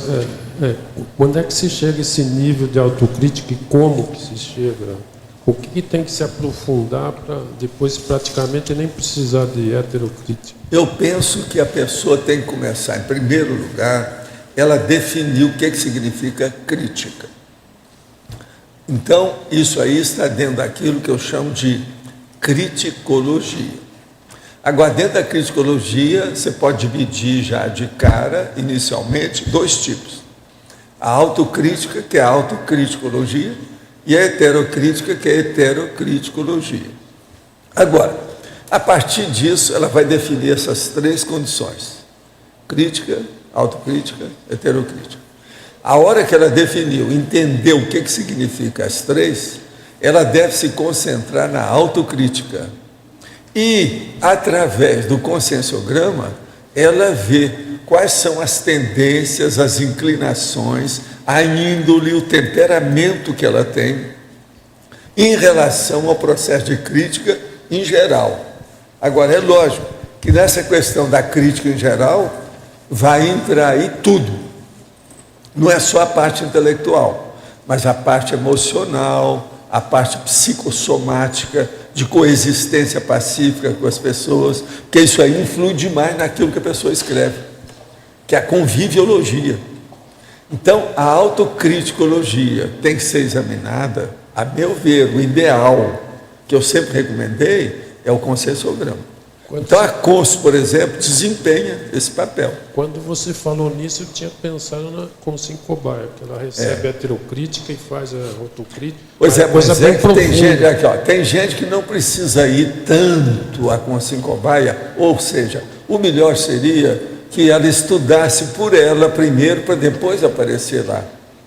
Entende? Porque tem muita gente que aparece sem nada. Entende? Assim, no escuro. O ideal seria estudar, porque assim é melhor, é mais profundo, a abrangência maior, a cosmovisão do assunto, do processo, da condição dela, se amplia de uma maneira imensa. Isso aí é importantíssimo. Ela aprofunda essa crítica aí da Consciência Cobaia, da consciência, etc. Isso aí ela vai aplicar também nessa crítica, autocrítica, heterocrítica intelectual. O negócio vai fazer a abrangência de todo o micro-universo dela através do conscienciograma. Então, isso aí é que é a melhor autocrítica que a pessoa pode chegar. Agora, veja, sem essa autocrítica, a gente não tem aqueles dados que nós falamos. Autodesassédio, o que mais? Autoincorrupção, o que mais? Autocosmoética, autodesassédio, autoorganização e por aí vai. Autoproex. Pensa bem, o negócio se amplia todo. Agora, a autocrítica é a mãe de todos. O processo todo aí é esse. Se nós formos falar, a mãe de todas as guerras seria a autocrítica cosmoética. Você está entendendo? Para evitar, quer dizer, a mãe de todos os períodos de paz, de pacificação. Mas ou do entre-guerra. Você está entendendo? É a fase entre guerras. É o que movimenta a autoevolução. É. Agora aqui, o senhor poderia explicar como funcionam as acariações que acontecem aí? Sim, o problema todo é o seguinte: uma pessoa, ela começa a ter problema com outra. Daí a pouco ela tem problema com a outra pessoa. Estuda aqui dentro da Cognópolis, dentro da comunidade conscienciológica, cosmoética, internacional, nossa em Foz. Então ela começa com um, com outro, com um, com outro, com um, com outro. Quando chega num ponto que a gente vai ver que ela vai acabar estourando, porque já não vai ter mais diálogo com ninguém, a gente aborta o problema. Chama a pessoa e conversa com ela. Você não quer se submeter a um julgamento inicial, que no caso é uma interrogação, é um interrogatório, para a gente saber o que é que o povo está pensando a seu respeito, se melhorar a sua imagem. Isso é uma boa. Mas Às vezes não acontece assim. Não dá essa oportunidade. O que acontece é que a pessoa está batendo de frente com uma série de pessoas sobre determinado assunto. Aí tem que resolver. Então todo mundo é chamado. Às vezes a pessoa está lá e tem um que está dirigindo o processo, que é o moderador da história, que banca aí o magistrado técnico, né? E outra coisa, às vezes tem 7 pessoas que querem depor, mostrando o problema da pessoa. 7. Tudo isso eu já vi aqui. Agora, o que se passa? Fazendo isso com cosmoética, com equilíbrio, com uma certa moderação do processo, tendo gente que olha, sempre dá resultado. Tem muita gente aqui que não estaria conosco hoje se não fosse a cariação. A cariação sustou aquele desastre que o negócio ia tudo para o brejo. A gente segurou antes de cair no abismo. Agora, uma das coisas sérias que hoje nós temos, que ajuda e que até alivia o processo da cariação antes, é o AVA.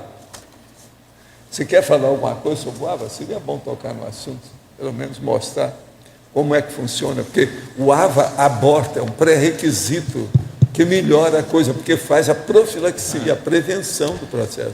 Hoje a gente tem atuado justamente nessa condição de profilaxia, quando a gente começa a perceber que uma pessoa, um determinado assunto está tomando uma proporção um pouco maior, a gente chama essa pessoa e já pondera com ela sobre essa condição, e se necessário for, às vezes chama outras pessoas envolvidas, testemunhas, numa condição um pouco mais tranquila, eu diria até numa pré-acariação, numa conversa, num diálogo, para mostrar para a pessoa, sobre diferentes vieses, sobre diferentes ângulos, o ponto em que ela não está conseguindo enxergar e que muitas vezes está justamente repercutindo em outras pessoas e na comunidade.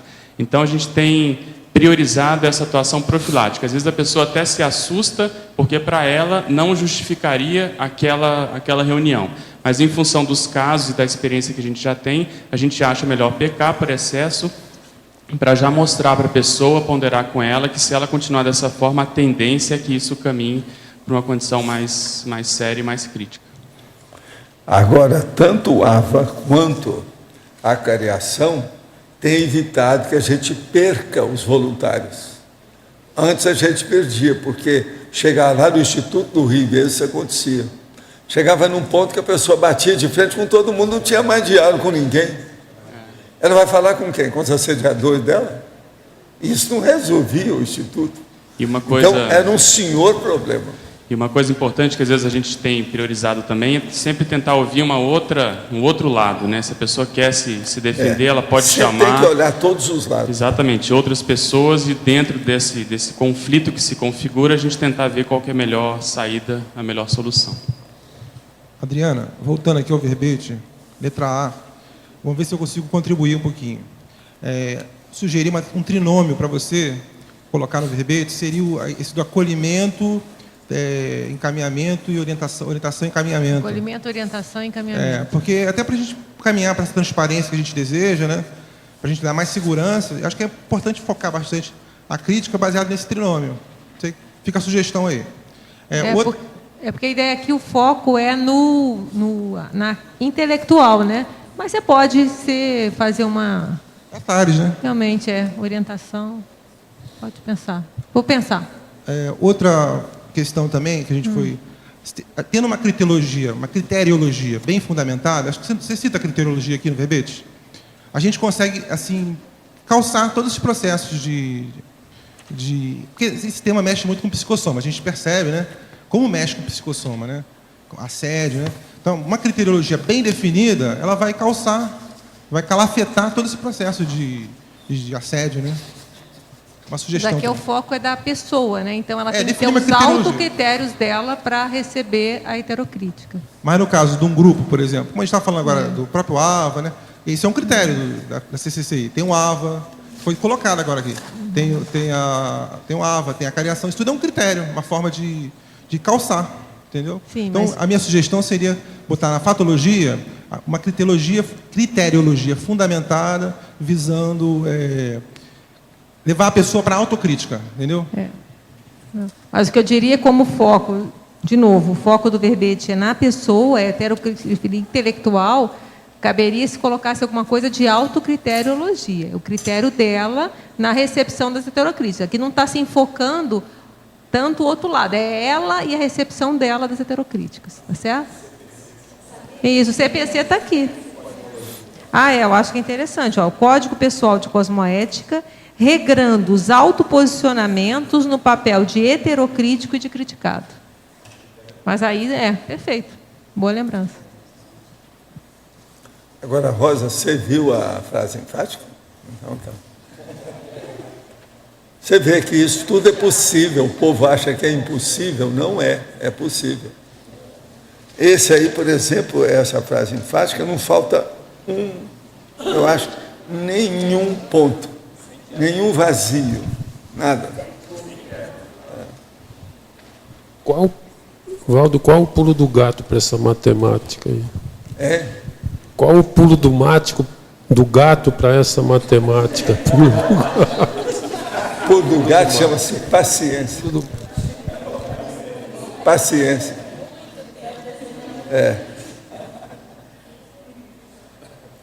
Aqui é difícil.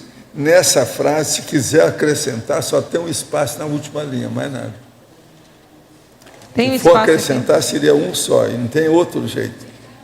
Resta perfeito. Mas não dá. Não dá, aqui não tem jeito.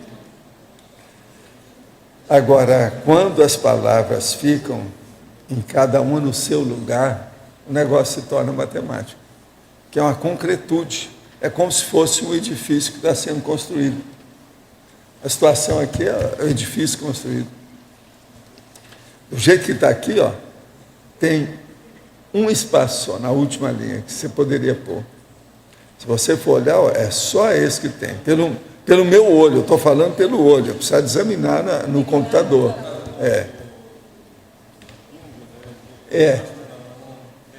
Mas ele aqui, eu acho que pelo meu jeito A minha experiência disso são só meio século. São só meio século de olho clínico. É o único aqui. As 3 primeiras estão exatas. Agora, ó, um dos macetes, já que ele está perguntando aí, viu, Arlindo? Arlindário? Um dos macetes para a frase enfática, se você está querendo, eu vou te dar. Um dos mais sérios, mais inteligentes, que pega maior número de casos. Prefixos e afixos e sufixos. Pense nisso. Aqui, por exemplo, tem muito pouco. Tem o hetero e praticamente só. Alto e hétero.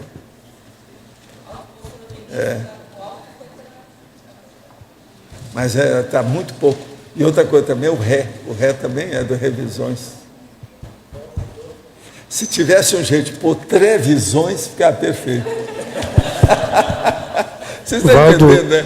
Eu estudo o negócio pela matemática, estudo é um jogo. Quando você quer, você está querendo fazer essa questão, você faz, chega e faz. Não, quando eu quero, eu demoro mais, mas eu faço. Às vezes não, eu deixo do jeito que está renquen, quer dizer, no mais ou menos. Agora, outra coisa, tem alguns que eu depois faço uma revisão. Eu pego tudo, vou olhando assim e vou consertando na hora. Outra coisa, tem dia que você está mais fácil, você está tendente para aquilo, não tem saída. Eu, às vezes, quando passo horas trabalhando, eu fico atilado. Aí vem tudo quanto é letra, prefixo, afixo, palavra, o diabo vem, sinônimo, tudo aparece. Agora, eu acho que a gente cria uma espécie de holopensene de letras e palavras. Você está entendendo? Aquele negócio assim, ó, faz de conta que houve um whirlpool, um redemoinho de letras e palavras. Nessa hora você pesca tudo. Existem uns processos desses. Já teve gente já veio me falar isso, que sente esse problema. Não, as palavras me possuem. Você está entendendo? O negócio, isso é impressionante, existe isso mesmo. Agora, veja, é um nível de mental soma que eu acho que é o processo das comunex avançado, entende, Adriana? Professor Valdo, Por isso que letra a B. pessoa, se ela consegue reproduzir essa condição aqui, ela capta. Em parte é isso que leva para a mega euforização. Isso que eu falei aqui para vocês, que eu fiz o triplo, o EV tríplice, entende? O arco voltaico, tudo que está aí dentro, a mega euforização. Aqui, letra B. É? Aqui em cima. Seu horário. Obrigada, obrigada. É. Uma pergunta para a Adriana e também, se o senhor puder complementar. Assim, quando que uma heterocrítica, às vezes até bem intencionada, ela pode virar um heteroassédio? Gostaria de que falasse um pouco sobre isso. O que acontece mais, falando aqui do meu lado, o que acontece mais é o homem que fica cantando uma mulher através da crítica. Tem muito disso. Então ele quer mostrar uma coisa para seduzir a mulher através de um processo crítico. Isso aí, às vezes, é assédio puro. Se a pessoa não souber, ela cai no buraco, a mulher. Penso também que quando ela... O que acontece? Se o crítico ele não recebe heterocrítica, por mais bem intencionado que ele seja, ele pode ficar assediando, porque ele vai querer impor a ideia dele para o autor. Então, com muita boa intenção, mas ele não está conseguindo ter uma interlocução. Ele está, às vezes, fixando, não, tem que ser isso e ponto. Não, peraí. Então, não tem uma conversa. Então, eu imagino que seria um exemplo também de virar, ele vira assediador. Em vez de ele estar com... ele pode até correto na argumentação dele, está tudo correto. Mas na hora que ele não permite a conversa, até para ele conseguir explicar ou fundamentar, como o Losch falou bem, fundamentar a crítica dele, ele acaba virando assediador, ele fica só batendo na mesma tecla. Então, eu vejo um exemplo, né? Não permitir a troca, né? Porque até para ele poder argumentar e fundamentar por que ele está falando aquilo. Se ele pescou alguma coisa, mas não está fundamentado. Então, vai procurar fundamentar, né? Agora, esse assédio por sedução que eu estou falando, ele é muito mais comum, mas ele é menos estudado. Entende? Porque o problema é o seguinte, entre as pessoas que são mais, assim, vamos dizer... sedutoras, é o intelectual. Olha o tanto de professor que seduz as alunas. Você está entendendo? Agora, por exemplo, um professor, para seduzir a aluna, ele começa a ver aquilo que ele pode ajudar, não ser errou nisso, e ver 5 erros. Ela vai gostar, porque aquilo... Aí ele já tem um avanço no estudo da sedução. Entendeu como é que é? Por isso que eu estou falando, o processo de sedução aí é um fato. Ele existe na heterocrítica. A coisa é muito mais séria que a gente pensa. Agora, vocês observam que isso não é muito estudado. Por que não é muito estudado? Vocês têm uma ideia? Também tem a explicação dos fatos. Por quê? Isso se dá justamente com quem devia estudar. É óbvio. Agora, eu vi isso quando eu trabalhei no meio das faculdades lá, na universidade, o negócio todo, eu via muito disso. Então, no interior, o negócio era sério. Agora, depois disso, nesses últimos 3 décadas, mais ou menos, tem aparecido uma série de filmes sobre o processo de aluno e professor, professor e aluno, etc. Inclusive, mulher com rapaz, a professora com o aluno. Tem tudo aí, uma série disso. E outra coisa, tem certos fatos também que já vieram a furo nisso. Igual aquela loura que eu mesmo andei falando, escrevi a respeito. Pois é. Agora fizeram filme depois. Agora, houve mais 2 ou 3 casos desse ponto, agora recente. Então, isso é um fato. Outra coisa, Adriana, gostaria de saber, assim, dentro das suas pesquisas, o que você vê que mais vulnerabiliza a pessoa para ela não querer receber as heterocríticas? Eu vejo que é muito insegurança intelectual. A pessoa é insegura quanto à própria capacidade dela de argumentar. Então, elas não fundamentam o argumento dela então, ela acaba ficando insegura em relação ao que ela pode, a intelectualidade dela. E também tem um outro lado que a gente não citou, que é a questão do perfeccionismo também. Tem até você vê na internet muita questão do pensamento tudo ou nada. Então, a pessoa que ela é muito assim, o que acontece? Se ela recebe uma crítica, então o meu trabalho não vale nada. Então, ela não consegue flexibilizar, que é uma forma de insegurança também. Ela não está segura sobre aquilo que ela escreveu. Então, você faz uma crítica, então não vale nada, vou jogar no lixo. Então, não é isso. Não é tudo ou nada. Entendeu? Então, eu vejo que esse tipo de pensamento também é um grande travão para as pessoas, que tem a ver com perfeccionismo, porque a pessoa perfeccionista, ela, na verdade, ela está tentando brindar o trabalho dela, ela quer sair perfeito, por quê? Porque não pode ter crítica nenhuma. E tudo isso, a raiz, lá no fundo, é uma insegurança na própria capacidade de aprender, da capacidade de argumentar e da capacidade cognitiva que ela tem. Então, ela só vai vencer essa insegurança estudando. Vai estudar, vai se fundamentar, que você vai bancar qualquer coisa, porque você está fundamentado, nem que seja na sua experiência. E aberto também, olha, se o que eu estou falando, desculpa, está errado, eu pensei errado, vamos corrigir, vamos tentar melhorar. Essa postura de abertismo também, de que você tem a capacidade, que eu falei na ignorância ignorada, né? Que é a capacidade de você admitir que você não sabe também. Olha, eu fiz aqui, poxa, está errado, poxa, então eu raciocinei errado. O que eu preciso fazer para raciocinar correto? O que eu preciso fazer para começar a pensar correto? Então, é esse abertismo que eu acho que é a base para perder esse medo de receber crítica. Tá bom, muito obrigada. O que mais? Lo que más? É assim, é espanhol, eu pergunto. Lo que más? Lo que más? Não, mas o povo entende.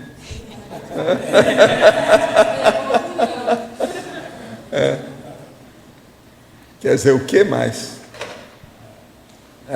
Não é isso? É o finzinho. Que mais? Mas é que se eu falar assim, parece que eu estou queimando todo mundo. Professor. A minha saída foi essa. Tem a sua razão. Professor. Então, os nossos comerciais, por favor. Obrigada. As pontuações da tertúlia de hoje foram 109 assinaturas no livro de presença, 25 perguntas presenciais, 10 perguntas respondidas online, 47 votos presenciais, 5 votos online. Hoje vamos ter 5 recados: Cristiane, Holociclo, William, debate às 15 horas com a professora Nancy, Ivo e Marco, OIC, curso Saúde e Consciência, Antônio, Biocam, a mim 40 manobras. Vamos solicitar só uns minutos para poder acompanhar os recados de hoje, que são bem interessantes. E antes, Eliana e a mim vai fazer um convite para os amigos da Enciclopédia. Boa tarde. O programa Amigos da Enciclopédia quer reforçar o convite a todos vocês para participarem do ciclo de oficinas da Enciclopédia da Conscienciologia, que acontece nos dias 9 e 10 agora de março. O acesso a essas oficinas é franqueado, é gratuito a todas as pessoas inscritas no programa Amigos da Enciclopédia. A professora Mibelo vai fazer 2 oficinas na ocasião e vai falar um pouquinho para a gente sobre a importância de participar delas. Então, gente, aqui está o convite para vocês participarem da oficina do Cosmograma. Vão ser 3 períodos. Essa oficina será dada pelos professores Alcir, Luiz Bonassi, eu e a Sandra. Todos assim com bastante experiência no Cosmograma. Nós vamos estar dando desde a parte inicial, básica, até o Cosmograma mais avançado em cima da Enciclopédia da Conscienciologia e também uma abordagem da aplicação do Cosmograma na escrita. Muito obrigada e até lá. Boa tarde a todos. Na verdade, aqui é um convite para todos que estão presentes, homens e mulheres, para ajudar agora à tarde no Holociclo a levantar uma lona preta e colocar essa lona em cima dos dicionários e do cosmograma do Holociclo. A gente precisa vedar tudo por causa da pintura que vai começar a semana que vem. Então, não é para carregar peso, é só para levantar uma lona, mas a gente precisa de voluntários para ajudar a levantar, porque a lona tem 100 metros de comprimento. Tá? Então, eu gostaria de solicitar a homens e mulheres que estão aqui, descer lá no Holociclo agora 2h30 para nos ajudar a fazer isso. Obrigada.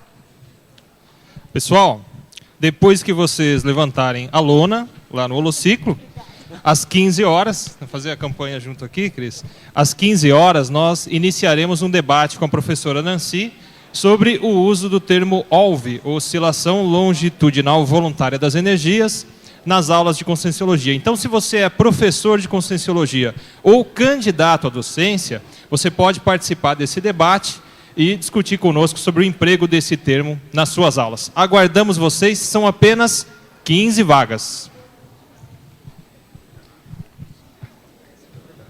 Pessoal, muito boa tarde a todos. Estamos aqui para divulgar novamente o curso modular Saúde Consciencial. Esse curso vai começar em 19 e 20 de março de 2011, aqui no campus da OIC em Foz do Iguaçu.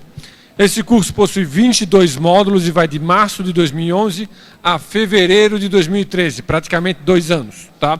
Com encontros mensais de 14 horas. E amanhã nós vamos ter um workshop especial de divulgação do curso, que eu vou passar a palavra para o professor Marco divulgar rapidamente. Bom, pessoal, boa tarde a todos. Então, relembrando, amanhã nós teremos um café da manhã, às 8 da manhã, lá na OIC, para os interessados no workshop. E a seguir, a gente terá um workshop de 8h30 até meio-dia, ok? Nesse workshop, a gente vai trabalhar com ferramentas para a pessoa desenvolver o processo de autoconsciencioterapia. Vai ser um aperitivo para o processo todo do curso modular em saúde consciencial. Obrigado e até lá. Boa tarde, eu gostaria de convidar a todos para a Biocan, caminhada bioenergética, que vai acontecer dia 27/2, amanhã, na trilha ecológica do discernimento. É um curso da Simvexis que vai ajudar a pessoa a desenvolver tanto o corpo físico, o soma, o psicossoma, o energossoma e o mental soma. Então, o valor é R$ 35,00, o horário é 8 horas no discernimento. Esperando vocês todos lá. Obrigado. O convite agora é para vocês participarem do curso 40 Manobras Energéticas, que ocorre aqui em Foz do Iguaçu, na Páscoa, nos dias 21, 22, 23 e 24 de abril. Esse é um curso ministrado pelo professor Epicom Mário Oliveira e objetivo, nosso desenvolvimento, maior desenvoltura no emprego das nossas energias no dia a dia. Obrigada.